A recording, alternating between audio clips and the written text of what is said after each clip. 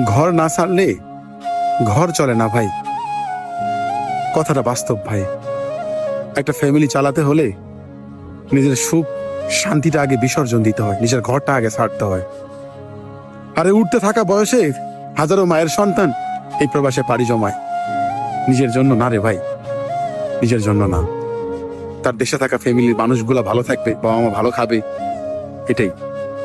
কে বোঝে ভাই যে ছেলেটা 16 বছর বয়সে লাখ টাকা ঋণের বোঝা মাথায় নিয়ে এই প্রবাসে পইরা আছে, দিন শেষে সেই ছেলেটাই আবার অবহেলিত হয় সেই আপন মানুষদের কাছে, যাদের জন্য ঘর বাড়ি ছাইরা টাকা পয়সা দিয়া এত কষ্ট কইরা এই প্রবাসের মাটিতে জীবন যুদ্ধে পড়ে থাকে। সে শুধু তার ফ্যামিলির মুখে হাসি ফোটানোর জন্য। এতটুকু ভালো কেউ বুঝে না, দিন শেষে ওই প্রবাসীটাকে আবার অবহেলিত হতে হয়।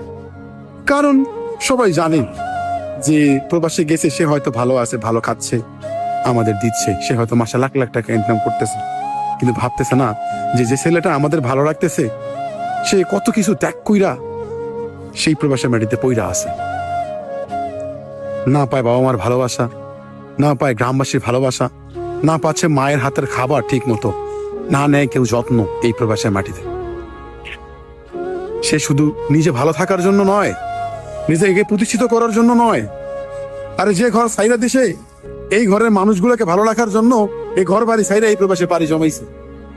একটা বারো কি আপনারা খোঁজ নিয়ে দেখেন, যে ঘর ছাড়ছে, যে ঘর ছেড়ে যে মানুষটা দূরপ্রবাসে পইরা আছে, সে কি নিজের জন্য পইরা আছে?